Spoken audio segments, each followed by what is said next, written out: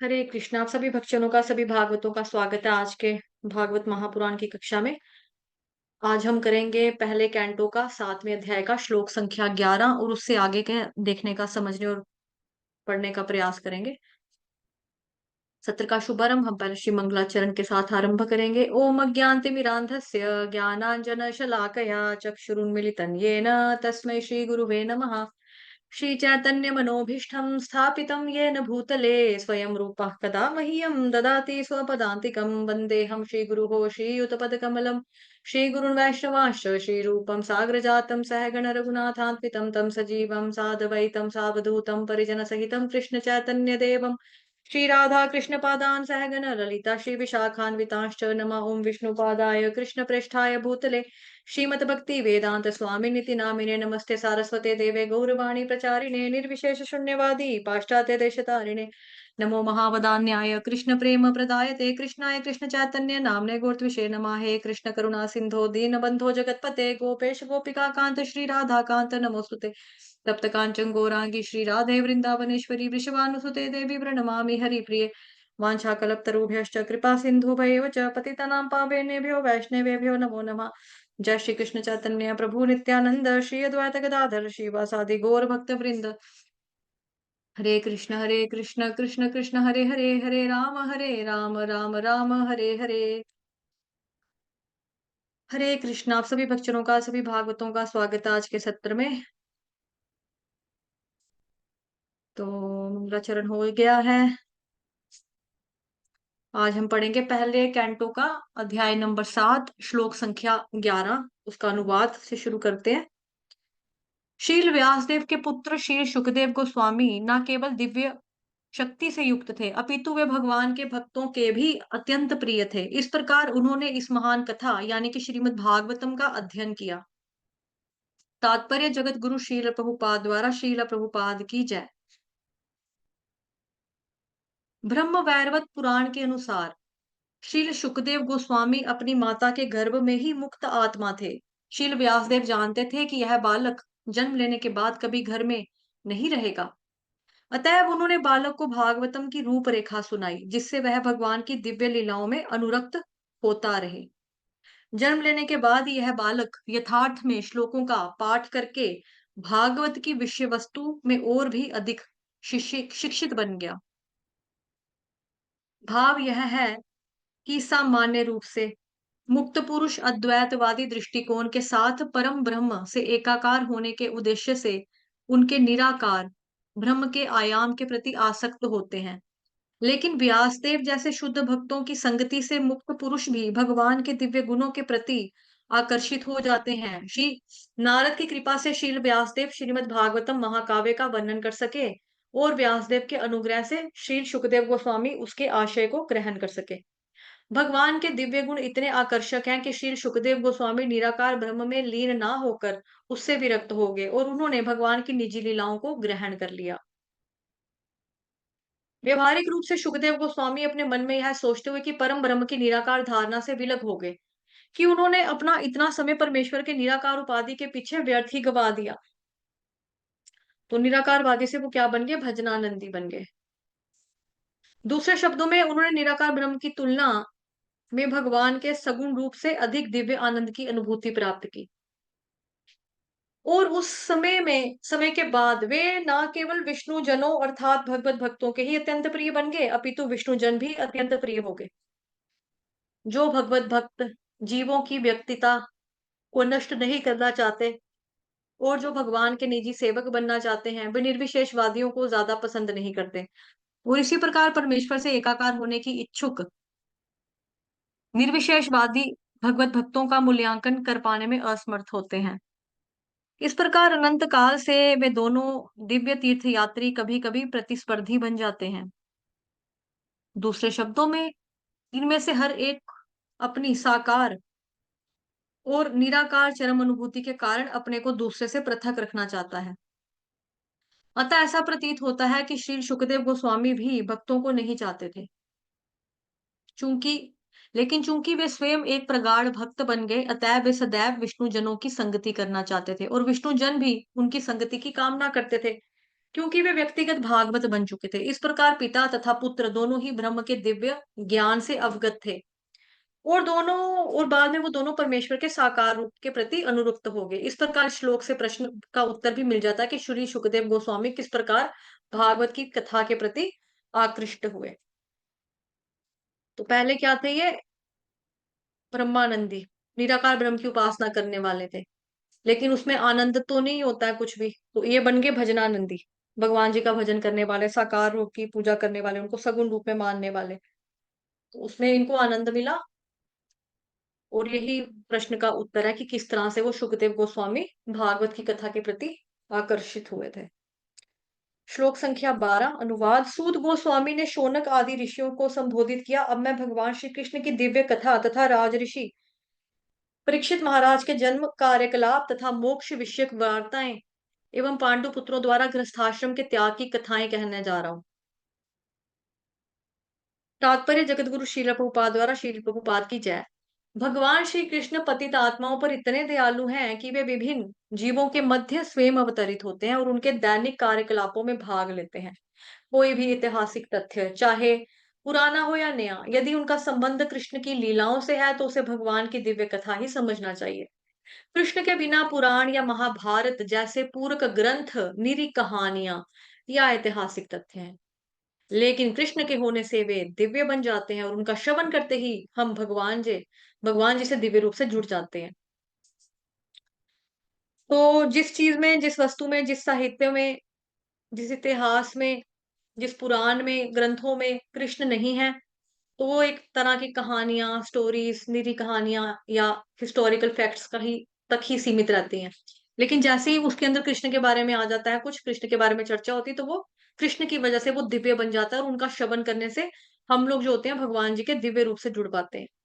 श्रीमद् भागवतम महापुराण भी एक पुराण है, लेकिन इस पुराण का विशेष महत्व यह है कि इसमें कृष्ण की लीलाएं केवल पूरक ऐतिहासिक तथ्य नहीं है, वरन यही केंद्र बिंदु है। इसलिए भगवान श्री चैतन्य महाप्रभु ने श्रीमद् भागवतम की संस्तुति निष्कलुष पुराण के रूप में की है। पढ़ा था ना पहले कि निर्मल, चैतन्य महाप्रभु ने इसको निर्मल का नाम दिया है, चैतन्य महाप्रभु ने इसको निष्कलुष कहा है, कि इसमें किसी भी तरह का कोई भी त्रुटि नहीं है, पूर्ण रूप से शुद्ध है, पवित्र है और रियल है। लेकिन भागवत पुराण के अल्पज्ञ भक्तों का एक ऐसा वर्ग भी है जो प्रारंभिक स्कंदों को पहले समझे बिना ही सीधा 10वें स्कंद के ऊपर वर्णित भगवान की लीलाओं का आस्वाद लेना चाहते हैं। इसके बारे में हमने ऑलरेडी उसमें भी पढ़ा था ना, पहले कैंटो का जो पहला वाला चैप्टर था, 2-3 चैप्टर तक ये बात रिपीट होती रही कि प्रभुपाद जी तात्पर्य में हमें बार बार समझा रहे हैं, वार्निंग दे रहे हैं कि इस तरह से आप लोगों ने नहीं करना है कि पहला स्कंद नहीं पढ़ा सीधा 10वें स्कंद के ऊपर छलांग लगा दो। ऐसे नहीं करना है। एक सीरीज बनाई हुई है, सीक्वेंस बनाया हुआ, पहला कैंटो, दूसरा कैंटो, तीसरा कैंटो, चौथा कैंटो, पांचवा कैंटो, छठा, सातवां, ऐसे सो ऑन करते करते 12 तक आपको जाना है। तो सीधा 10वें के ऊपर छलांग नहीं लगानी है, क्योंकि जो पहली बार पढ़े और पहली बार ही सीधा 10th कैंटो के ऊपर चला जाए, तो उसमें क्या होता है कि हम फिर अपने मनोभाव के थ्रू उस चीज को समझने की कोशिश करते हैं, जो कि अपराध लगता है। हमें लगता है कि जैसे, हाँ, जैसे जो भौतिक जगत में लोग हो जाते हैं, लड़कियों को देख के थोड़ा क्रेजी हो जाते हैं, उस तरह से कृष्ण भगवान की फीलिंग हो गई होंगी। गोपियां भी, हाँ, कृष्ण भगवान बड़े सुंदर थे तो गोपियां भी इस तरह से आ जाती होंगी। तो ये सारी चीजें जो है, इस तरह से सोचना, इस तरह से मतलब समझना अपनी बुद्धि के हिसाब से, वो भी कलयुगी की बुद्धि के हिसाब से, तो एक तरह का अपराध है। तो पहला कैंटो, जो दूसरा कैंटो है ना, ये भगवान जी के चरण कमल है। इसका बहुत डीप वे में हमें अध्ययन करना चाहिए, बहुत अच्छे से हमें समझना चाहिए। तीसरा कैंटो और चौथा कैंटो जो भगवान जी की थाइज है। पांचवा कैंटो जो है भगवान जी की नाभि है, कमल नाभि। ठीक है। छठा जो है भगवान जी की छाती यानी कि चेस्ट है। और सातवां कैंटो और आठवां कैंटो जो है, स्कंद दोनों, सातवां और आठवां, ये भगवान जी की भुजाएं हैं। और नौवां कैंटो जो है वो भगवान जी का नेक है, गर्दन, गला। ठीक है। 10वां जो है भगवान जी का मुखमंडल है। 11वां जो है भगवान जी का माथा है। और 12वां कैंटो जो है भगवान जी का सिर है। तो हमें इस रूप से ही, इस तरह से ही हमें बताया जाता है कि भगवान जी के जब आप मंदिर में भी जाते हो, अर्च विग्रह के जब आपको दर्शन भी करने हैं, तो पहले चरणों से ही ध्यान लगाना है। प्रभुपाद जी ने यही प्रोसेस बताया था, है ना, ब्रह्म गौड़ीय वैष्णव संप्रदाय, मतलब कि प्रभुपाद जी ने हमको दास्य भावना बताई है ना, कि भगवान जी की सेवा दास्य भाव से करनी चाहिए। तो दास्य भाव का मतलब ये है कि पहले चरणों से देखो, चरणों से धीरे-धीरे आपको ऊपर आना है, ठीक है? तो सीधा हमें 10वां स्कंद नहीं पढ़ना है। इन पाठकों को यहाँ पर विशेष रूप से बताया जा रहा है कि भागवतम के अन्य स्कंद भी दशम स्कंद की भांति ही महत्वपूर्ण है। ये नहीं कि वहां पर ज्यादा मसाला है तो वहां जाएंगे। बाकी सारे कैंटो जो है, यानी कि पहला कैंटो, दूसरा कैंटो, ये सारे के सारे जो है मेन एक ही तरह से ये इम्पोर्टेंट है। क्यों? क्योंकि साक्षात भगवान के बारे में हमको बताते हैं ना। भगवान में और भगवान जी के ग्रंथ में कोई फर्क नहीं है। भगवान जी में भगवत गीता में कोई फर्क नहीं है। भगवान जी में भागवतम महापुराण में कोई फर्क नहीं है। भगवान जी में उनकी वाणी में कोई फर्क नहीं है। भगवान जी में उनके अर्च विग्रह में कोई फर्क नहीं है। भगवान जी में और उनके स्टिकर, अगर कोई किसी पे भगवान जी का चित्र लगाया या बुक है, कोई फोटो है, तस्वीर है, छवि है, उसमें कोई अंतर नहीं है। तो उतना ही इंपॉर्टेंस रखते हैं बाकी सारे स्कंद भी, जितना कि 10th कैंटो इंपॉर्टेंट है, उतना ही बाकी सारे भी इंपॉर्टेंस रखते हैं। इसलिए पाठकों को चाहिए कि अन्य 9 स्कंदों का तात्पर्य समझे बिना वे दशम स्कंद की विषय वस्तु में प्रवेश करने का भी प्रयत्न ना करें। कृष्ण तथा पांडवों जैसे उनके शुद्ध भक्त एक समान धरातल पर हैं। कृष्ण समस्त रसों में स्थित हैं और अपने भक्तों से रहित नहीं होते, और पांडव जैसे शुद्ध भक्त भी कृष्ण से रहित नहीं है। भक्त तथा भगवान परस्पर जुड़े हुए हैं और उनसे उन्हें विलग नहीं किया जा सकता। अतएव उनसे संबंधित सभी बातें कृष्ण कथा ही हैं। श्लोक संख्या 13 और 14। अनुवाद। जब दोनों दलों अर्थात कौरवों तथा पांडवों के अपने अपने योद्धागण कुरुक्षेत्र के कुरुक्षेत्र के युद्ध स्थल में मारे जा चुके थे और मृत योद्धाओं को उनकी इच्छित गति प्राप्त हो गई, और जब भीमसेन की गदा के प्रहार से मेरुदंड टूट टूट जाने से धृतराष्ट्र का पुत्र विलाप करता गिर पड़ा, तो द्रोणाचार्य के पुत्र यानी कि अश्वत्थामा ने द्रौपदी को सोते हुए पांचों पुत्रों के सिरों को काटकर मूर्खतावश उन्हें उपहार स्वरूप यह सोचते हुए उसे अर्पित किया कि इससे उसका स्वामी बहुत प्रसन्न होगा। लेकिन दुर्योधन ने भी इस जघन्य कृत्य की निंदा की और वह तनिक भी प्रसन्न न हुआ। यहाँ से बहुत ध्यान पूर्वक सुनेंगे सारा, ठीक है? तात्पर्य जगत गुरु श्रील प्रभुपाद द्वारा श्रील प्रभुपाद की जय। श्रीमद् भागवतम में भगवान श्री कृष्ण की दिव्य लीलाओं की कथा तथा कुरुक्षेत्र के युद्ध के समाप्त होने से प्रारंभ होती है, जहां भगवान ने स्वयं भगवत गीता में अपने विषय में कहा है, अतः भगवत गीता और भागवतम दोनों ही भगवान जी की दिव्य कथाएं हैं। गीता श्री कृष्ण कथा है क्योंकि यह भगवान जी के द्वारा कही गई है, और श्रीमद् भागवतम भी कृष्ण कथा है क्योंकि यह कृष्ण के विषय में कही गई है। तो भगवत गीता क्या है? कृष्ण के द्वारा, और भागवतम क्या है? कृष्ण के बारे में। क्योंकि ये दोनों ही में, इन दोनों बुक्स में क्या है, ग्रंथों में क्या है, इन दोनों ग्रंथों में भगवान कृष्ण है, तो ये ऑटोमेटिकली दिव्य बन जाती है, और इन दोनों में और भगवान जी में कोई भी फर्क नहीं है। भगवान श्री चैतन्य महाप्रभु चाहते थे कि प्रत्येक व्यक्ति इन दोनों कृष्ण कथाओं के विषय में जाने। भगवान श्री कृष्ण चैतन्य भगवान कृष्ण के भक्त के वेश में साक्षात श्री कृष्ण है।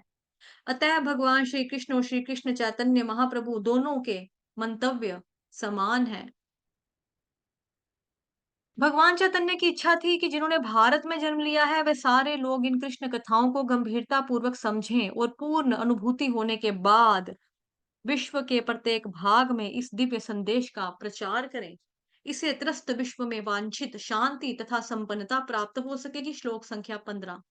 पांडवों के पांचों पुत्रों की माता द्रौपदी अपने पुत्रों का वध सुनकर आंसुओं से भरी आंखों के साथ शोक से विलाप करने लगी। इस घोर क्षति में उसे ढाढ़स बांधते बंधाते हुए अर्जुन उससे इस प्रकार बोले। श्लोक संख्या 16। अनुवाद। हे देवी, जब मैं अपने गांडीव धनुष से छोड़े गए तीरों से उस ब्राह्मण का सिर काट के तुम्हें भेंट करूंगा, तभी मैं तुम्हारी आंखों से आंसू पोंछूंगा और तुम्हें सांत्वना दूंगा। तब तक तुम अपने पुत्रों के शरीर का दाह करने के बाद उसके सिर पर खड़ी होकर स्नान करना। तात्पर्य जगत गुरु श्रील प्रभुपाद द्वारा श्रील प्रभुपाद की जय। अब यहाँ पे आतताइयों के बारे में वर्णन किया गया, जो आप श्रीमद् भगवद गीता में ऑलरेडी पहले चैप्टर में पढ़ चुके हैं कि 6 प्रकार के आतताई होते हैं। उन्हीं के बारे में यहाँ पे बताया जा रहा है। तात्पर्य जगत गुरु श्रील प्रभुपाद द्वारा श्रील प्रभुपाद की जय। कोई जो शत्रु के घर में आग लगाता है, कोई शत्रु जो घर में आग लगाता है, विष खिलाता है, अचानक घातक शस्त्रों से प्रहार करता है, संपत्ति लूटता है या कृषि योग्य खेतों पर अनुचित अधिकार जमा लेता है, किसी की पत्नी को फांसता है, वह आतताई है। ऐसा आतताई चाहे वो ब्राह्मण हो या ब्राह्मण का तथाकथित पुत्र ही क्यों ना हो, ये सब प्रकार से दंडनीय है।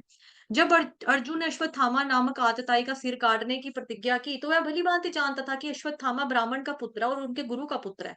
लेकिन चूंकि उस तथाकथित ब्राह्मण में ने कसाई की तरह एक कार्य किया था, अतः वह आतताई था और ऐसे धूर्त ब्राह्मण के पुत्र को मारने में कोई भी पाप नहीं था। श्लोक संख्या 17 अनुवाद। इस प्रकार मित्र तथा सारथी के रूप में अच्युत भगवान द्वारा मार्गदर्शित किए जाने वाले अर्जुन ने अपनी प्रियतमा को ऐसे कथनों से तुष्ट किया।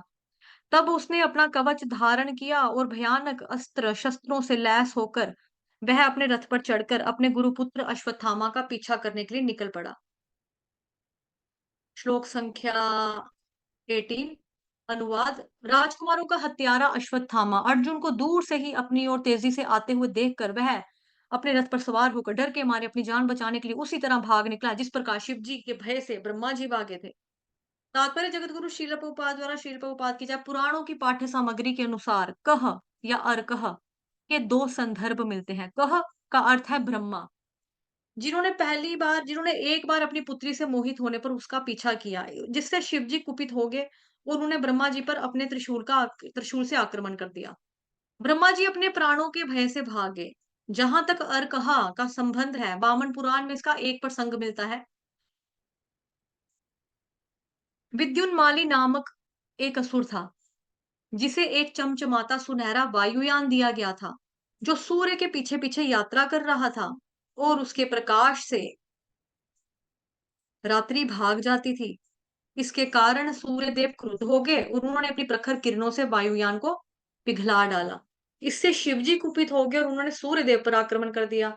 सूर्यदेव भाग गए और अंत में काशी यानी कि वाराणसी में गिर पड़े।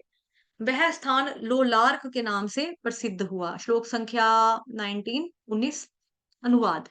जब ब्राह्मण के पुत्र यानी कि अश्वत्थामा ने देखा कि उसके घोड़े थक गए हैं, तो उसने सोचा कि अब उसके पास अंतिम अस्त्र ब्रह्मास्त्र यानी कि आणविक हथियार का प्रयोग करने के अतिरिक्त और कोई विकल्प नहीं रह गया है। तात्पर्य जगत गुरु शीला प्रभुपाद द्वारा शील प्रभुपाद की जय। अंततः जब कोई विकल्प नहीं रह जाता, तभी ब्रह्मास्त्र नामक परमाणु हथियार का प्रयोग किया जाता है। यहाँ पर द्विजात्मजः शब्द महत्वपूर्ण है, क्योंकि अश्वत्थामा द्रोणाचार्य का पुत्र होते हुए भी सुयोग्य ब्राह्मण ना था। सर्वाधिक बुद्धिमान व्यक्ति ब्राह्मण कहलाता है और यह कोई वंशानुगत नहीं है, वंशानुगत उपाधि नहीं है। अश्वत्थामा पहले भी ब्रह्मबंधु कहलाता था। ब्राह्मण का मित्र होने का यह अर्थ नहीं है कि वह योग्यता में भी ब्राह्मण हो। ब्राह्मण का मित्र या पुत्र पूर्ण रूप से योग्य होने पर ही ब्राह्मण कहला सकता है, अन्यथा नहीं। चूंकि अश्वत्थामा का निर्णय अप्रौढ़ता भरा है, अतएव उसे यहाँ जानबूझकर ब्राह्मण का पुत्र कहा गया है। श्लोक संख्या 20 अनुवाद। चूंकि उसके प्राण संकट में थे, अतएव उसने अपने को पवित्र करने के लिए जल का स्पर्श किया और ब्रह्मास्त्र चलाने के लिए मंत्रोच्चार में अपना ध्यान एकाग्र किया। यद्यपि उसे इस अस्त्र को वापस लाने की विधि ज्ञात ना थी। तात्पर्य जगत गुरु शीला प्रभुपाद द्वारा शील प्रभुपाद की जय। भौतिक कार्यकलापों के सूक्ष्म रूप से भौतिक कार्य पद्धति की स्थूलतर विधियों से अधिक सूक्ष्म होते हैं। इस तरह के भौतिक कार्यकलापों के ऐसे सूक्ष्म रूप ध्वनि की शुद्धि द्वारा प्राप्त किए जाते हैं। यहाँ पर ब्रह्मास्त्र को मंत्रोच्चार द्वारा क्रियाशील करने के लिए इसी विधि को अपनाया गया है। श्लोक संख्या 21 अनुवाद। तत्पश्चात समस्त दिशाओं में प्रचंड प्रकाश फैल गया। यह इतना उग्र था कि अर्जुन को अपने प्राण संकट में जान पड़े। अतएव उसने भगवान श्री कृष्ण को संबोधित करना प्रारंभ किया।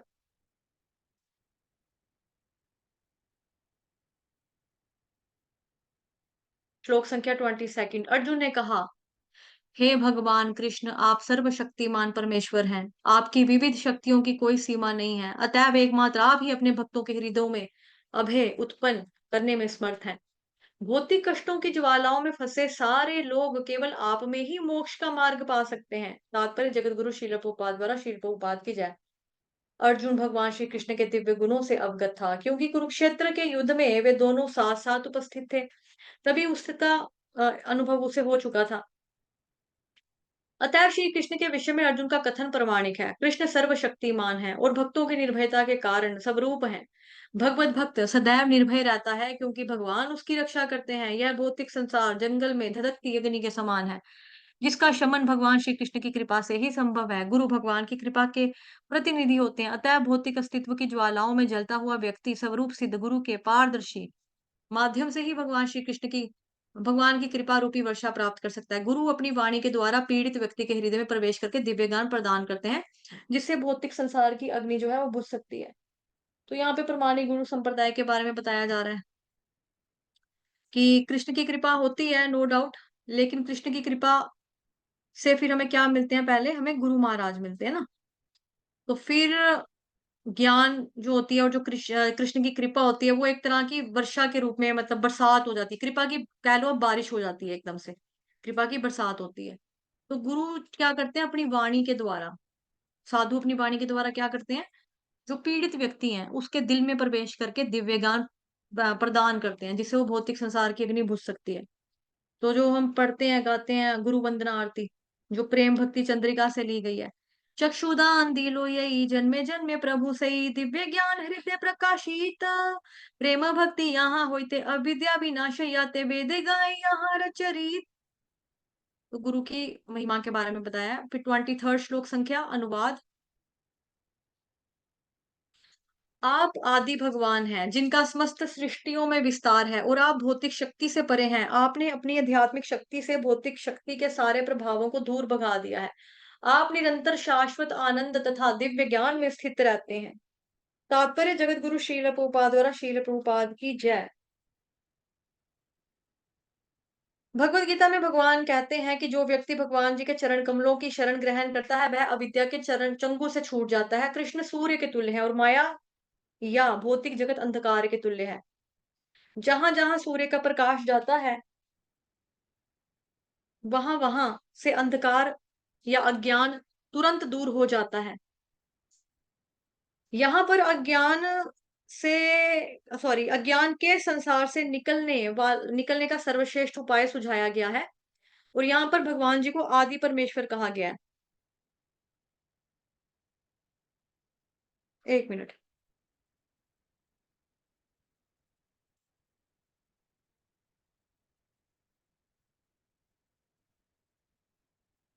एक सेकंड।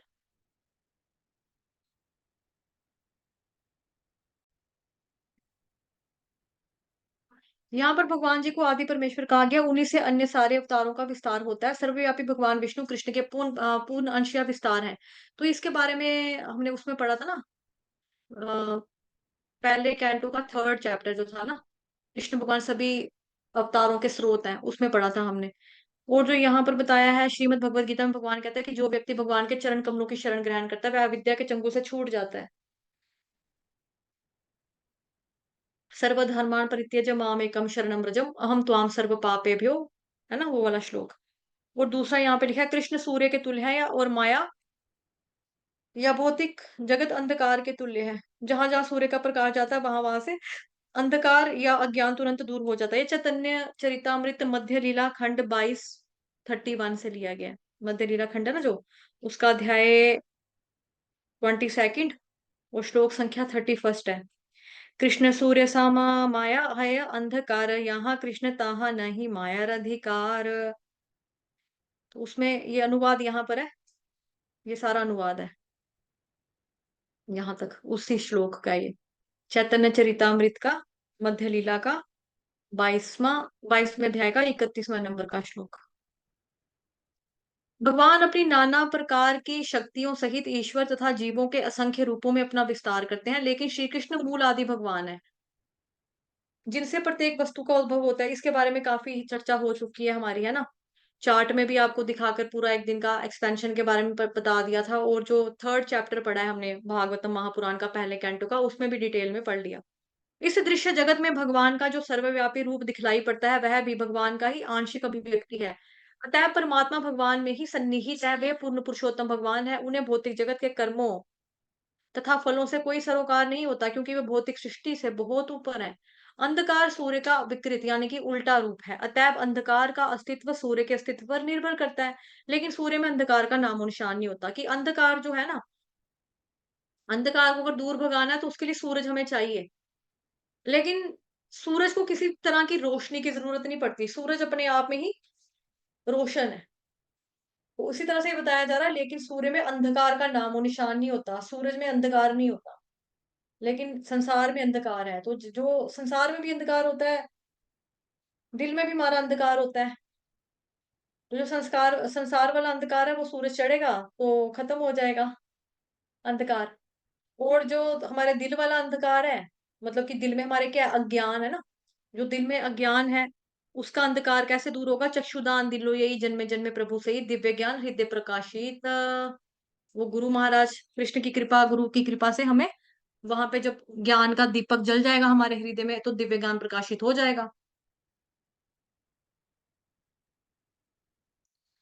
फिर आ गया जी आपका, जिस प्रकार सूर्य केवल प्रकाश से ही ओतप्रोत होता है उसी प्रकार से भगवान इस जगत से परे रहकर आनंद से ओतप्रोत रहते हैं। वे ना केवल आनंद से परिपूर्ण है अपितु दिव्य विविधता से भी ओतप्रोत है।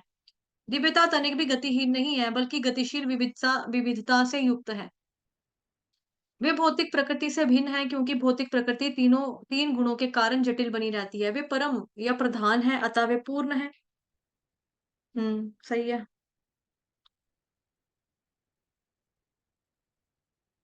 उनकी अनेक शक्तियां और वे अपनी विविध शक्तियों के द्वारा संसार का सृजन पालन और संहार करते हैं। इसके बारे में भगवत गीता में डिटेल में पढ़ लिया। लेकिन उनके अपने धाम में सब कुछ सनातन तथा पूर्ण है। इसके बारे में भगवत गीता में पढ़ लिया। ना तद्भासयते सूर्यो ना शशांको ना पावकः यद्गत्वा न निवर्तन्ते तद्धाम परमं मम। ठीक है, जैसे यहाँ पर हमको बिजली की ज़रूरत है, पानी की ज़रूरत है, आग की ज़रूरत है खाना पकाने के लिए, है ना? अ, मोबाइल भी चार्ज करना, लैपटॉप भी चार्ज करना तो बिजली होनी चाहिए घर में। लेकिन वहाँ पे ऐसा कुछ नहीं है। यहाँ पे हमको रोशनी चाहिए, बल्ब चाहिए, अंधेरा हो जाएगा, लाइट चली जाएगी तो दिन में तो चलो भगवान जी के सूरज दिया हुआ है, रात को क्या करेंगे? अंधेरे में कैसे हम पढ़ेंगे, अंधेरे में कैसे काम करेंगे? तो उसके लिए हमको बल्ब चाहिए, ट्यूबलाइट चाहिए। लेकिन वहाँ का जो है, वहाँ पर प्रकाश रहता है ऑटोमेटिकली भगवान जी की आध्यात्मिक बॉडी दिव्य प्रकाश उन्हीं की शरीर से प्रकाशित होता है पूरा, सब कुछ। ठीक है? तो ये भगवान जी का जो लोक है, वो सब कुछ क्या है? सनातन है, परमानेंट है, पूर्ण है, कंप्लीट है, वो इनकम्प्लीट नहीं है कि मान लो कि हम यहाँ से उठे मतलब मर गए, मरने के बाद हमने चलो भक्ति अच्छे से की थी भगवान जी की, हम भगवत धाम में चले गए और वहां पे जाके हम गए यार, हमारे उधर पता है आपको जम्मू में, मतलब जम्मू कह रही हूँ, ये जमीन में ना ये चीज भी है, आपके यहाँ पे ना ये नहीं है, ऐसा है ही नहीं। क्यों? क्योंकि यहाँ पे शेख शब्द इस्तेमाल किया ना, पूर्ण है, वो कंप्लीट है, वो इनकम्प्लीट नहीं है। उनके धाम में कुछ भी, किसी भी चीज की कमी नहीं है। हमारे से ज़्यादा ही होगा वहाँ, हमारे से ज़्यादा ही है इनफैक्ट, यहाँ पे ही कमी है, यहाँ पर मिलने के बाद भी कमी रहती है। उसको को कम मिला, मुझे ज़्यादा मिला, ये नहीं मुझे ज़्यादा, उसको ज़्यादा मिला, मुझे कम मिला। यह संसार केवल शक्तियों या शक्तिशाली प्रतिनिधियों द्वारा संचालित ना होकर सर्वशक्तिमान के द्वारा उनकी समस्त शक्तियों के सहित संचालित होता है। श्लोक संख्या 24 अनुवाद। और यद्यपि आप भौतिक शक्ति यानी कि माया के कार्य क्षेत्र से परे हैं, फिर भी आप बद्धजीवों के परम कल्याण के लिए धर्म इत्यादि के चारों सिद्धांतों का पालन करते हैं। तात्पर्य जगत गुरु श्रील प्रभुपाद द्वारा श्रील प्रभुपाद की जय। भगवान श्री कृष्ण अपनी अहेतु की कृपा से इस दृश्य जगत में प्रकृति के गुणों से अप्रभावित होकर अवतरित रहते हैं। भगवान ने 9 चैप्टर में इसके बारे में बताया, हमने पढ़ा है। वे शाश्वत रूप से भौतिक जगत से परे हैं। वे अपनी अहेतु की कृपावशी माया द्वारा मोहित पतित जीवों का उद्धार हेतु अवतरित होते हैं। ये जीव माया द्वारा दबोचे जाते हैं। वो झूठे बहानों के झांसे से इसका भोग करना चाहते हैं। यद्यपि सच्चाई तो यह है कि जीव भोग करने में असमर्थ है। क्यों? क्योंकि भोक्ताराम यज्ञ तपसाम स्वर्ग लोक महेश्वरम 5वें अध्याय का 29 श्लोक। वह तो भगवान का नित्य दास है, जीवेर स्वरूप हुए कृष्णेर नित्य दास। और जब वह अपनी इस स्थिति को भूल जाता है तो वह भौतिक जगत का भोग करने का सोचता है। तो माया की वजह से ऐसा होता है कि हमें भूल जाता है, तो फिर हम सोचते हैं कि ये संसार किस लिए बनाया है? ये मेरे ऐशो आराम के लिए तो बनाया है। भगवान ने मुझे पैदा क्यों किया? ऐश मारने के लिए तो पैदा किया था। ये जिंदगी ना मिलेगी दोबारा, जीने के हैं 4 दिन, बाकी हैं बेकार दिन, है ना? फिर हम ऐसा सोचते हैं। और बद्धजीवों का उद्धार करके उन्हें अपने धाम में ले जाने के लिए अवतरित होते हैं। पतित आत्माओं के लिए भगवान का यही सर्व करुणामय स्वभाव है। तो ये अपनी करुणा के कारण भगवान इस तरह से अवतरित होते हैं। फिर आ गया जी आपका श्लोक संख्या 25। अनुवाद। इस प्रकार आप संसार का भार हटाने तथा अपने मित्रों से विशेषकर आपके ध्यान में लीन रहने वाले आपके अनन्य भक्तों को लाभ पहुंचाने के लिए अवतरित होते हैं। तात्पर्य जगत गुरु श्रील प्रभुपाद द्वारा श्रील प्रभुपाद की जय।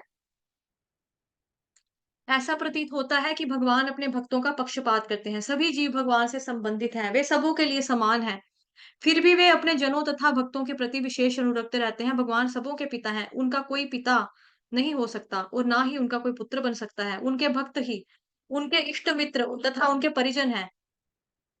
यह उनकी दिव्य लीला है। इसका संसारी संबंधों, पितृत्व या अन्य से कोई प्रयोजन नहीं होता। ठीक है, बहुत सिंपल भाषा है और रिपीटेड बातें हैं।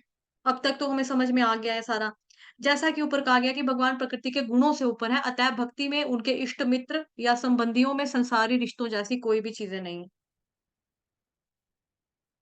श्लोक संख्या 26। अनुवाद। हे देवादिदेव, चारों ओर फैलने वाला यह घातक तेज कैसा है? यह कहाँ से आ रहा है? मैं इसे समझ नहीं पा रहा हूँ। ये ब्रह्मास्त्र की शायद बात हो रही होगी ना, क्योंकि उसी के बारे लिए भगवान जी को पुकारा अर्जुन ने।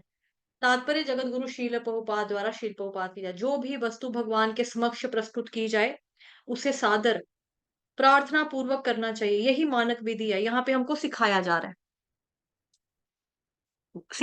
कि भले ही अर्जुन के मन में जो है वो सवाल है, डर भी है, सवाल भी है। और अर्जुन जो है कृष्ण भगवान जी के बेस्ट फ्रेंड भी हैं। बुआ बुआ और मामू के बच्चे भी हैं, जीजा और साला का रिश्ता भी है उनके बीच में। लेकिन फिर भी उसको ये पता है ना कि भगवान है कौन है, भगवान तो भगवान है।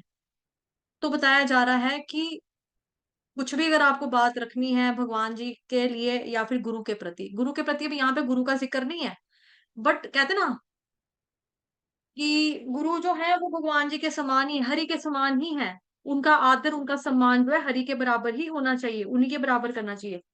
जो हम मंगल आरती गाते हैं उसका भी पैरा नंबर 7 जो है, साक्षात हरित्वेन समस्त शास्त्र, है ना, उसमें भी कहा है उक्त तथा भाव एवं सद्भिः, कि गुरु का और भगवान का आदर सेम है, दोनों का दर्जा सेम है। ये कौन कहता है? हमारे सभी शास्त्र कहते हैं। तो यहाँ पे पूछने का तरीका बताया जा रहा है, बात करने का अंदाज बताया जा रहा है कि कैसे होना चाहिए। हे देवाधिदेव, ठीक है।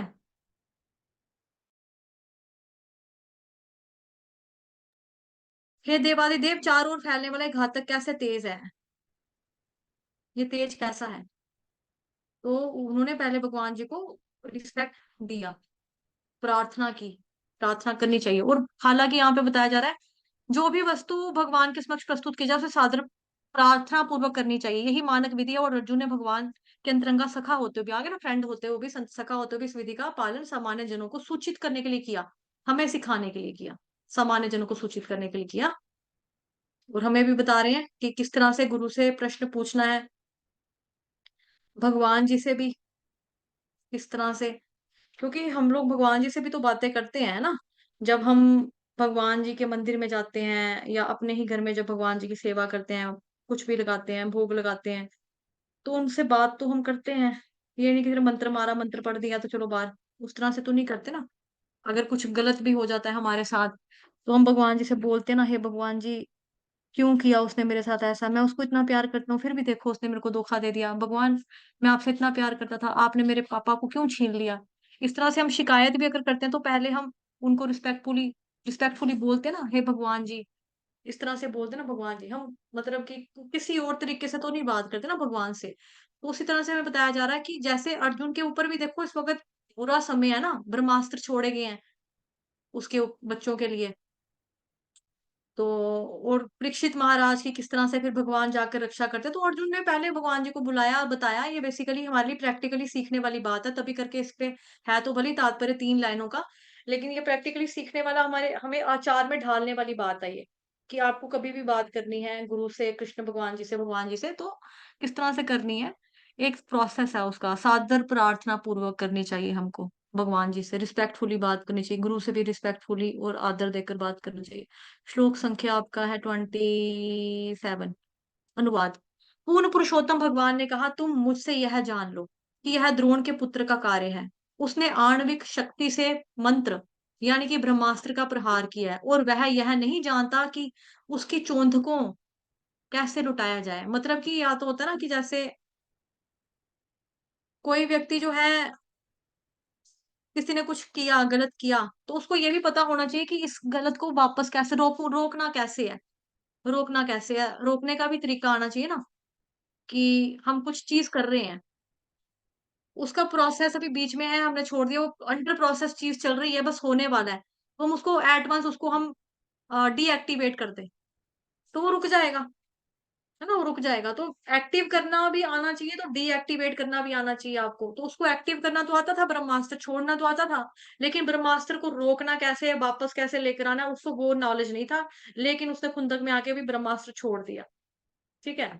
तो फिर वही भगवान जी ने बताया कि उसने प्रहार कर दिया हुआ है, वो शक्ति आणविक आणविक शक्ति के मंत्र से मारा है। क्योंकि जो ब्रह्मास्त्र वगैरह है परमाणु एक तरह का, जैसे हम ये आज के युग में देखते हैं ना, हमें लगता है कि वाह वाह हमारी साइंस कितनी अच्छी है, कैसे कैसे बम औजार हथियार बनाए हुए हैं। ये सारे महाभारत के युद्ध में ऑलरेडी ना इससे भी बड़े बड़े वाले हमें पढ़ने को सुनने को मिलते हैं। तो ये भगवत गीता में भी चर्चा की थी हमने सेकंड चैप्टर में। तो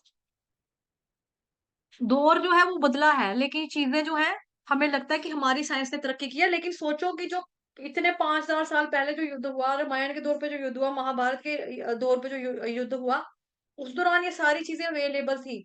और यहाँ पे जो साइंटिस्ट है उनको बनाने में कितने साल लग गए, ये सोचने वाली बात है। लेकिन साइंस जो होती है वो भगवान को नहीं मानेगी, जने खड़े को भगवान मान लेती है दुनिया, है ना, लेकिन भगवान को भगवान नहीं मानेगी। तो साइंस ने अब करिया है जो, वो हमारे शास्त्रों में ऑलरेडी यूज यूज कर, ठीक है, यूज करके खत्म भी कर चुके हैं वो लोग। तो भगवान जी बता रहे हैं अर्जुन को कि उसी ने ऐसा कर दिया, लेकिन उसको ये नहीं पता कि वापस कैसे लेकर जाना है। तो उसने निरुपाय होकर आसन्न मृत्यु के भय से ऐसा किया है, मतलब कि उसको लग रहा था मैं मर जाऊंगा, तो मौत के डर की वजह से उसने ऐसा कर दिया। तात्पर्य जगत गुरु शील प्रभुपाद द्वारा, शील प्रभुपाद की जय। ब्रह्मास्त्र आधुनिक आणविक हथियार की भांति है जिसका संचालन परमाणु ऊर्जा से किया जाता है। परमाणु शक्ति पूर्ण दहनशीलता पर आधारित है और ब्रह्मास्त्र भी उसी तरह चलता है। यह परमाणु विकरणों के समान ही असह्य ताप उत्पन्न करता है। लेकिन इसका अंतर इतना होता है कि परमाणु बम एक स्थूल नाभिकीय हथियार है, जबकि ब्रह्मशास्त्र सॉरी ब्रह्मास्त्र, ब्रह्मशास्त्र नहीं, ब्रह्मास्त्र, ब्रह्मास्त्र सूक्ष्म हथियार है जिसे मंत्र पढ़कर उत्पन्न किया जाता है। यह सर्वथा भिन्न विज्ञान है और प्राचीन काल में भारतवर्ष में ऐसे विज्ञान का अनुशीलन होता था। मंत्रोच्चार का यह सूक्ष्म विज्ञान भी भौतिक है। तो मंत्रोच्चारण जैसे कि हमें मालूम है सनातन धर्म के जो मंत्राज होते हैं हमारे, बहुत पावरफुल मंत्र होते हैं। वो अलग बात है कि हमारी जो जनरेशन है या हम लोग हैं, आप लोग हैं, हमें नॉलेज नहीं है। अदरवाइज हमारे जो शास्त्र हैं, जो हमारी बुक्स है ना, धार्मिक ग्रंथ वगैरह, सब में हर समस्या का हल है मंत्र के थ्रू, सबका उपचार बताया गया। सांप के कटेगा, बिच्छू के डसने का, सांप के डसने का, बिच्छू के काटने का, इन चीजों से लेकर बड़ी से बड़ी विपदा का, बड़ी से बड़ी चीजों का, सब चीजों का सब कुछ बताया गया है, लेकिन हमें नॉलेज नहीं है। और मंत्रों, जो सनातन धर्म के कुछ ऐसे मंत्र भी हैं कि आपने कुछ रील वगैरह देखी होगी, आपने कोई वीडियो देखा होगा जो शायद 1-2 साल पहले बड़ा फेमस हुआ था, कि जो हमारे सनातनी जो लाइक क्या बोलेंगे उनको, सनातन धर्म के जो वैदिक शास्त्रों मंत्र इत्यादि का जो पाठ वगैरह करते हैं ना, उन्होंने हवन करना था, तो हवन में उन्होंने बिना माचिस से आग लगाया, मतलब बिना अग्नि से अग्नि जलाए, उन्होंने मंत्रों को बोल बोल के ही यज्ञ में अग्नि प्रकट कर दी थी। मंत्रों को, केवल मंत्रों के बुलाने से ही देवी देवता आ जाते हैं, रियल में प्रकट हो जाते हैं। तो ये हमारे मंत्रांश की शक्ति है। तो ऐसे मंत्र भी हैं हमारे ग्रंथों में, हमारे शास्त्रों में ऐसा भी बताया है। तो बताया जा रहा है कि मंत्रोच्चारण का यह सूक्ष्म विज्ञान भी भौतिक है, लेकिन अभी तक आधुनिक भौतिक विज्ञानियों द्वारा इसको जानना शेष है। अभी भी कुछ तो बाकी है आप लोगों के लिए जानना, मतलब साइंटिस्ट के लिए, भौतिक विज्ञानियों के लिए। सूक्ष्म भौतिक विज्ञान कभी आध्यात्मिक नहीं होता। लेकिन आध्यात्मिक विधि से इसका प्रत्यक्ष संबंध होता है और जो भी अधिक सूक्ष्म है। मंत्र का उच्चारण करने वाला जानता था कि अस्त्र को किस प्रकार छोड़ा जाता है और फिर उसे किस प्रकार वापस लाया जाए। यह पूर्ण ज्ञान था। लेकिन इस सूक्ष्म विज्ञान का प्रयोग करने वाला द्रोणपुत्र यह नहीं जानता था कि उसको किस प्रकार से वापस लौटाया जाए। उसने अपनी मृत्यु को आया हुआ देखकर भयभीत होकर इसका व्यवहार तो किया, लेकिन यह प्रथा अनुचित वरन धर्म विरुद्ध भी थी। एक तो आपको कंप्लीट नॉलेज नहीं, आपने तीर छोड़ दिया, तीर वापस बुलाना आपको आता नहीं। दूसरी क्या है कि ये जो आपने कार्य कर दिया गंदा वाला, ये बेसिकली हमारे धर्म और शास्त्रों के भी अगेंस्ट था। इसका ये भी गलत था। तो इस वजह से बताया जा रहा है कि जो ब्राह्मण भले ही वो है, लेकिन ब्राह्मण होने की वजह से और गुरु का पुत्र उनका द्रोणाचार्य का बेटा, उसकी वजह से उसको इतने सारे त्रुटियां नहीं करनी चाहिए थी। और इसलिए उसको इस वजह से उसको सजा मिलनी चाहिए थी, उसको मिलनी ही थी। ठीक है, कहाँ तक पढ़ता? उसने अपनी मृत्यु को आया हुआ भयभीत देखकर ऐसा व्यवहार तो किया, लेकिन यह प्रथा केवल अनुचित वरन धर्म विरुद्ध भी थी। ब्राह्मण पुत्र होने के नाते उसने उसे इतनी सारी त्रुटियां नहीं करनी थी और कर्तव्य की ऐसी सरासर उपेक्षा के लिए उसे स्वयं भगवान जी के द्वारा दंडित होना था। श्लोक संख्या 28। अनुवाद। हे अर्जुन, केवल दूसरा ब्रह्मास्त्र ही इस अस्त्र को निरस्त कर सकता है। अब भगवान जी यहाँ पर उपाय बता रहे हैं, क्योंकि अर्जुन ने भगवान जी से मदद मांगी ना, हेल्प मांगी कि मुझे बताओ क्या है। पहले भगवान जी को याद किया, प्रकाश कैसा है देखो, किस तरह से किया, हे देवादिदेव, भगवान जी को पूरा रिस्पेक्टफुल आदर देते हुए सवाल किया। फिर भगवान जी भी पूरा, भगवान जी तो वैसे ही भक्त वत्सल हैं, अचूक हैं, मतलब कभी भी चूकते नहीं ना अपना प्रेम प्रदर्शित करने से, भक्तों के प्रति स्नेहिल है। तो भगवान जी भी बता रहे हैं कि अर्जुन, ये जो है इसको आता तो नहीं था और ये इसने गलत कर दिया है। और ब्रह्मास्त्र जो इसने छोड़ दिया ना, केवल दूसरा ब्रह्मास्त्र, एक और ब्रह्मास्त्र छोड़ेंगे अगर, तो ये वाला जो अस्त्र जो इसने छोड़ा है, इसको वो पछाड़ सकता है, इसको फेल कर सकता है। मतलब मुकाबला करने के लिए एक और ब्रह्मास्त्र हमें छोड़ना है। चूंकि तुम सैन्य विज्ञान में अत्यंत पटु हो, आप एक योद्धा हो, सैनिक हो, और आप ज्ञानी वाले मतलब कि दक्ष हो अपने युद्ध में, युद्ध कौशल में, सैन्य में आप, मतलब दक्ष समझ गए ना, कि आप एक्सपर्ट हो। अतएव अपने अस्त्र की शक्ति से इस अस्त्र के तेज का शमन करो। तो तुम एक ऐसा अस्त्र छोड़ो जिससे इस जो ये अस्त्र है उसका जो तेज है वो थोड़ा कम हो जाए या खत्म हो जाए। तात्पर्य जगत गुरु शील प्रभुपाद द्वारा, शील प्रभुपाद की जय। परमाणु बमों के प्रभावों को निरस्त करने वाला कोई प्रति अस्त्र नहीं है, लेकिन सूक्ष्म विज्ञान द्वारा ब्रह्मास्त्र के प्रभाव को प्रशमित किया जा सकता है। अभी जो साइंस के बारे में बातचीत चल रही थी ना पीछे, उसी वही वाली बात यहाँ पे आ गई कि साइंस वालों को भी नॉलेज पूरा नहीं है, नॉलेज उनको कम है। अब दूसरी चीज एक और बता रहे हैं कि हमारी साइंस में ऐसा कोई बम नहीं बनाया जो दूसरे बम के साथ लड़कर उसको नष्ट कर दे। क्योंकि सीधी सी बात है, जो हमने देखी जगत में, एक बम फूट रहा है, दूसरा बम जाके दूसरे उसी वाले बम के ऊपर मार देंगे अगर, तो जब दो बम टकराएंगे आपस में, तो ज्यादा डिस्ट्रक्शन होगा या कम डिस्ट्रक्शन होगा? क्या होगा? ऑब्वियसली ज्यादा, ज्यादा ही होगा ना डिस्ट्रक्शन, कुछ बनेगा तो नहीं। दो बम जब इकट्ठे फूटेंगे तो नुकसान ज्यादा होगा। तो तभी करके बताया जा रहा है कि हमारी साइंस में तो ऐसा कोई उपाय, ऐसा कोई जोड़ नहीं है। लेकिन ध्यान देने वाली बात यह है कि ये जो हमारा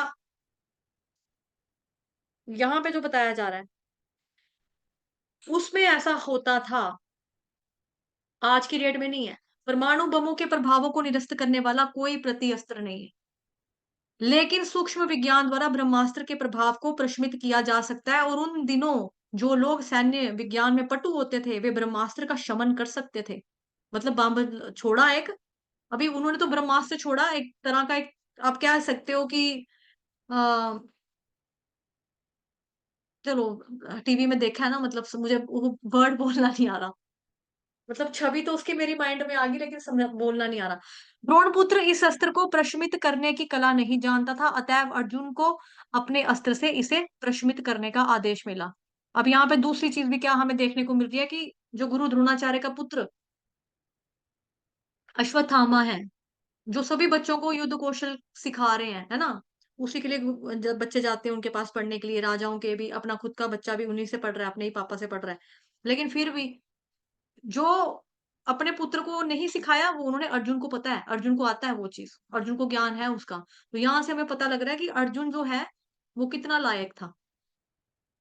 है ना, और वो गुरु का चहेता भी था, गुरु का फेवरेट भी था, तभी तो वो एक्स्ट्रा चीजें भी सीख पाया ना, एक्स्ट्रा चीजें भी सीख पाया। और जो अश्वत्थामा था, इसको भी एक्स्ट्रा चीजें सिखाते थे गुरु द्रोणाचार्य, मतलब एज अ फादर उसको भी अलग से चीजें सिखाते थे।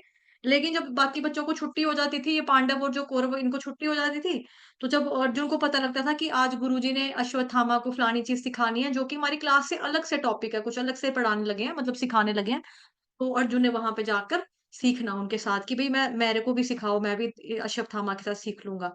तो गुरु द्रोणाचार्य वैसे भी स्नेही, मतलब प्यार करने वाले थे। और जो गुरु होते हैं, मतलब एज अ गुरु तो काफी अच्छे हैं, कि जैसा कि हमने वो भी देखा कि जिस तरह से आ, दृष्टिदुम्न, द्रुपद, दृष्टिदुम्न द्रौपदी, है ना, किस तरह से उन्होंने, मतलब कि उनको पता है कि जो द्रुपद का पुत्र है दृष्टिदुम्न, उसका, उसने युद्ध कौशल सेट किया और वो मारने के लिए आया गुरु द्रोणाचार्य को, उसको ही एक यज्ञ में प्रकट किया गया है, गुरु द्रोणाचार्य को खत्म करने के मकसद से ही उसका जन्म हुआ है। फिर भी देखो गुरु द्रोणाचार्य का दिल कितना अच्छा है, कि उनको पता है कि ये मेरी मौत है, ये लड़का जिसको जो मेरे पास पढ़ने के लिए आया, फिर भी जब उसको भेजा जाता है ना गुरुकुल में उनके पढ़ने के लिए, वो उसको पूरे तरीके से पढ़ाते हैं, कोई चीज कोई कमी नहीं छोड़ते उसमें। तो ये एक टीचर का देखो हमें कितना बड़ा गुण दिखाई देता है, जो आजकल के टीचर्स में वंचित है। आजकल के टीचर्स में ऐसा गुण नहीं दिखेगा आपको, आजकल के स्टूडेंट भी खैर वैसे नहीं है है ना, ना स्टूडेंट वैसे हैं, ना टीचर वैसे हैं। तो श्लोक संख्या अब हम करेंगे 29। अनुवाद। श्री सूत गोस्वामी ने कहा, भगवान से यह सुनकर अर्जुन ने शुद्धि के लिए जल का स्पर्श किया और भगवान श्री कृष्ण ने परिक्रमा की और अस्त्र, उस अस्त्र को प्रशमित करने के लिए उसने अपना ब्रह्मास्त्र छोड़ा। श्लोक संख्या 30। अनुवाद। जब दोनों ब्रह्मास्त्रों की किरणें मिल गई, ठीक है, तो सूर्य के गोले के समान अग्नि के एक बृहत चक्र ने समस्त बाहरी अंतरिक्ष के तथा लोकों के संपूर्ण गगन मंडल को आवृत कर लिया।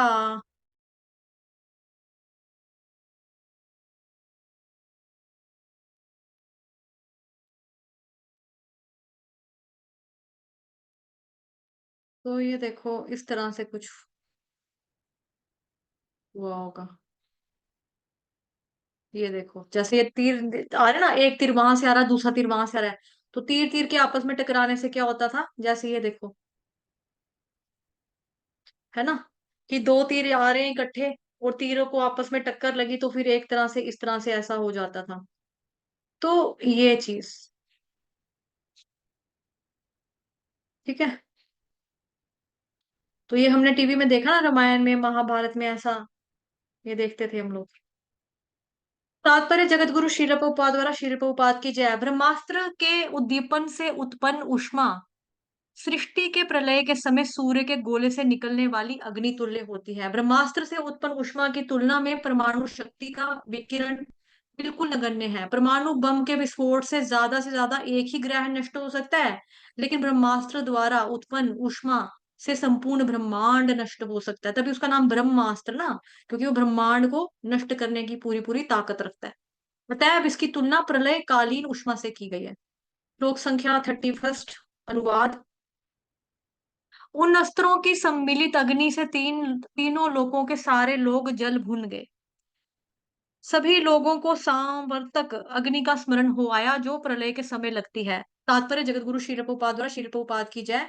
तीन लोक हैं, ब्रह्मांड के ऊर्ध्व, अधो और मध्य के लोक।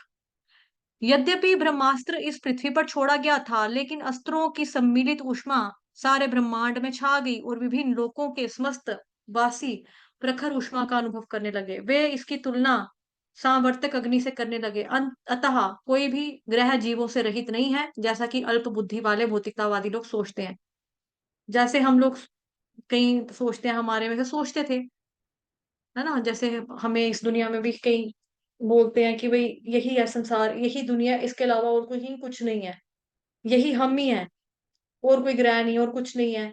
तो यहाँ बताया जा रहा है और ग्रह भी हैं, और वहां पे जीव आत्माएं और भी रहती हैं, जीव और भी रहते हैं, ऐसा नहीं है कि वहां नहीं रहते हैं। फिर आ गया श्लोक संख्या 32। अनुवाद।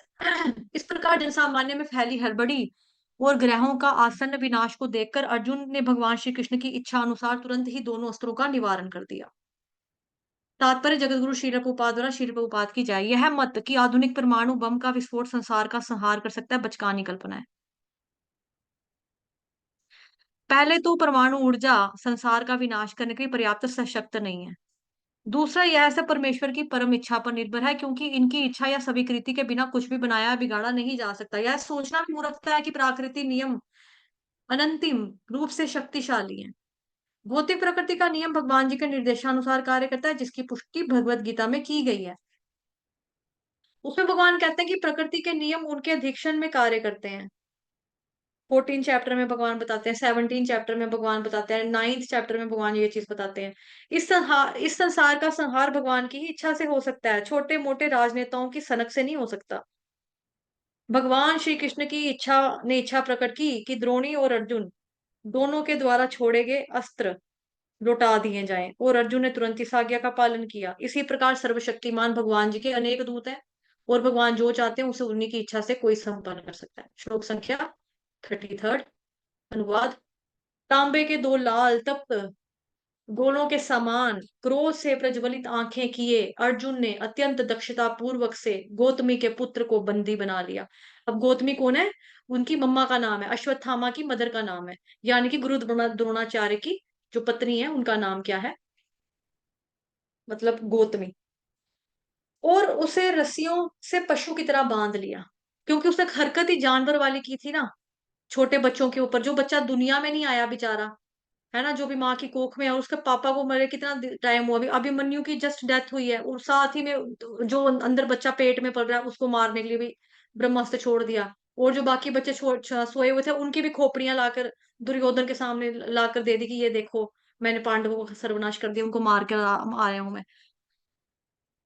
हालांकि दुर्योधन भी इतना बुरा था, लेकिन उसने भी उस काम की कड़ी निंदा की कि यार मेरे मेरी जो दुश्मनी थी ना, ये इन 5 भाइयों के साथ थी, पांडवों के साथ थी, लेकिन तूने तो हमारा कुल ही खत्म कर दिया। मतलब तूने तो कोई पुश्त पुश्त ही नहीं छोड़ी कि आगे, मतलब कि कोई गद्दी पे बैठे, कोई हमारा कुल का विनाश करने वाला तो तू बन गया। तो उसको भी बड़ा दुख लगता है दुर्योधन को, वो अश्वत्थामा की बुराई करता है इस मामले में, उसको अच्छा नहीं लगता कि जो उसने ये कार्य किया था। तो यहाँ पे फिर बताया जा रहा है, क्योंकि उसने कार्य जो किया वो पहले ही उसे इस वजह से किया था, ताकि वो डर गया था कि मेरी मौत आ जाएगी, अब मैं मर जाऊंगा। तो मरने के डर से उसने ब्रह्मास्त्र छोड़ा, तो अब उसको पकड़ लिया उन्होंने। तो पकड़ के कैसे बांध दिया? जैसे एक डंगर या मतलब जानवर को बांधा जाता है, क्योंकि उसका काम ही जानवर वाला था, इसलिए। तात्पर्य जगत गुरु शील प्रभुपाद द्वारा शील प्रभुपाद की जय। अश्वत्थामा की माता कृपि का जन्म गौतम कुल में हुआ था। इस श्लोक की महत्वपूर्ण बात यही है कि अश्वत्थामा को पकड़कर पशु की भांति रस्सी से बांध दिया गया। श्रीधर स्वामी के अनुसार, मत अनुसार अर्जुन को अपने धर्म का पालन करने के लिए इस ब्राह्मण पुत्र को पशु की भांति पकड़ना पड़ा। श्रीधर स्वामी के इस प्रस्ताव की पुष्टि बाद में श्री कृष्ण के कथन से भी हो जाती है। अश्वत्थामा द्रोणाचार्य तथा कृपि का वैध पुत्र था, और परंतु उसने अपने जीवन को पतित बना लिया था, अतएव उसके साथ ब्राह्मण की तुल्य नहीं अपितु पशु तुल्य व्यवहार ही करना उचित था। श्लोक संख्या 34। अनुवाद। अश्वत्थामा को बांध लेने के बाद अर्जुन उसे सेना की पड़ाव की ओर ले जाना चाह रहा था कि अपने कमल नेत्रों से देखते हुए भगवान श्री कृष्ण ने क्रुद्ध अर्जुन से इस प्रकार कहा। तात्पर्य जगत गुरु श्रील प्रभुपाद द्वारा श्रील प्रभुपाद की जाए। यहाँ पर अर्जुन तथा भगवान श्री कृष्ण दोनों को क्रुद्ध बताया गया है। तो दोनों गुस्से में हैं, लेकिन अर्जुन की आंखें लाल तांबे के तप्त गोलों के समान थी, जबकि भगवान की आंखें कमलवत थी। इसका अर्थ यह है कि भगवान तथा अर्जुन के क्रुद्ध रूप एक जैसे नहीं है। ठीक है, भगवान जी का गुस्सा करने का ढंग, अर्जुन के गुस्सा करने का तरीका, उनके जो गुस्से के जो एक्सप्रेशंस हैं, ठीक है, उनसे जो गुस्से की जो ढंग है, रंग ढंग है, वो दोनों के डिफरेंट है। क्यों? क्योंकि भगवान जी दिव्य है ना, और वो पूर्ण अवस्था में कंप्लीट है, इनकम्प्लीट नहीं है। उनका क्रोध भौतिक प्रकृति के गुणों के वशीभूत बद्धजीवों के क्रोध जैसा करना नहीं होता। चूंकि वे पूर्ण है, तैव उनका क्रोध तथा उनकी प्रसन्नता भी एक समान है। उनका क्रोध प्रकृति के तीनों गुणों में प्रकट नहीं होता, कि मतलब हमें जब गुस्सा आता है तो कहते हैं ना तमोगुण आ गया इसमें। हमें हमें जब ज्यादा पैशन चढ़ता है, या जेलसी वाला या एंगर वाला, जेलसी वाला इमोशन आता है, तो हमें कहते हैं कि ये रजोगुण में आ गया है, ये रजो और तमो मिक्स हो गया है इस इंसान का, तभी करके ये गालियां भी दे रहा है, तभी करके लड़ाइयां भी कर रहा है, तभी करके ये मारने को चल पड़ा है इस तरह से। तो ये तमोगुणी रजोगुणी मिक्स हो गया है इसका। लेकिन भगवान जी क्या है? त्रिगुणातीत है, मतलब कि तीनों गुणों से ऊपर है। प्रकृति के 3 गुण उनको टच भी नहीं करते, 3 गुण तो उनके नौकर हैं। तो यह अपने भक्तों के हित के लिए उनके मन के झुकाव का प्रतीक मात्र है, क्योंकि यह उनकी दिव्य प्रकृति है। अतएव उनके क्रुद्ध होने पर भी क्रोध का पात्र धन्य हो जाता है, वे सभी परिस्थितियों में अपरिवर्तित रहते हैं। तो हमने जैसे दोपहर वाली कथा भी हम पढ़ रहे हैं, श्रीमद् भागवतम कथा रूप है ना, कितने बजे वाली क्लास है वो? 1 पीएम, 1 बजे वाली दोपहर की। उसमें भी कल हम पूतना वध के बारे में पढ़ेंगे। तो भगवान जी देखो, पूतना का वध के बारे में पढ़ेंगे कल, लेकिन आपने ऑलरेडी पहले भी पढ़ा हुआ है ना? पिछले साल भी हमने पढ़ा था। तो फ़िल्म में भी देखा है, टीवी में भी देखा है, और भी कथाओं में हमने श्रवण किया है कि भगवान जी ने कितने सारे असुरों का वध किया। लेकिन भगवान जी के क्रोध की वजह से वो लोग धन्य हो जाते हैं, क्योंकि उनका उद्धार हो जाता है। पूतना को भगवान जी ने माँ का दर्जा भी दे दिया, उसका उस गोदी में लेट भी गए, जहरीला दूध भी चख लिया, उसको निप्पल काट के मार भी दिया, उद्धार भी कर दिया, हिरण्यकशिपु का भी कर दिया। ऐसे कितने सारे असुरों का भगवान, जैसे राम भगवान जी के आप देख लेंगे रामायण के दौर का, रावण रावण कितना था, कैसा था, लेकिन भगवान श्री राम ने उसको मारा, मतलब कि क्रोध किया, भैया आपने मेरी पत्नी का हरण कर लिया, चोरी कर ली मेरे पीछे से, जब मैं घर पे नहीं था, मेरी एब्सेंस में, मेरी अनुपस्थिति में आप ऐसा करके करके आए हो, कितना गलत है ये। तो भगवान जी के क्रोध के क्रोध की वजह से भी वो धन्य हो जाता है, जो कैरेक्टर ऐसा नेगेटिव कैरेक्टर जो है ना, वो वाला। साथ ही में हमने जब आपको वो पढ़ाया था, नरसिंह भगवान की कथा है ना, आपके आपके यहाँ पर नहीं दिया था मैंने, यहाँ पर शायद नरसिंह भगवान की कथा विनीता माता जी ने पढ़ाई थी, मैंने कहीं और पे गेस्ट लेक्चर के लिए मैं गई थी। तो वहां पर हमने जो मतलब मैंने ऑलरेडी अपने शिक्षा गुरु से सुना था, कि जो नरसिंह भगवान भी जब प्रकट हुए थे ना, तो उनका क्या था, नरसिंह भगवान रौद्र रूप में प्रकट हुए, ये आप सबको पता है। लेकिन नरसिंह भगवान का भी गुस्सा पता कैसा था? गुस्से में जो उनकी एक आँख थी ना, एक आँख से वो गुस्से से देख रहे थे उसको, हिरण्यकशिपु को, एक आँख से वो प्यार से देख रहे थे प्रहलाद महाराज को। तो ऐसा किसके केस में हो सकता है कि मतलब आपको अगर गुस्सा चढ़ा, आपकी दोनों आँखों में एक्सप्रेशन सेम होगा ना, दोनों आँखें लाल होंगी, ठीक है? दोनों आँखों में नफ़रत होगी, दोनों आँखें सेम ही होंगी, बड़ी-बड़ी, गुस्से वाली लाल-लाल। लेकिन भगवान जी के, देखो नरसिंह भगवान जी के केस में क्या था, एक आँख प्यार से देख रही है प्रहलाद महाराज की तरफ, उसमें बहुत प्यार है। दूसरी आँख में बहुत गुस्सा है, जो हिरण्यकशिपु को देख रहे थे। तो ये फ़र्क है। दिव्य है ना भगवान, वो कुछ भी कर सकते हैं। ये मतलब हमारे केसेस में नहीं है। तभी करके यहाँ पे साफ बता दें कि जो भौतिक जगत के लोगों का जो गुस्सा होता है, वो प्रकृति के 3 गुणों के अंडर रहकर चीज़ें होती हैं। तो वो गुणों के प्रभाव में आकर ऐसी चीज़ें कर देते हैं।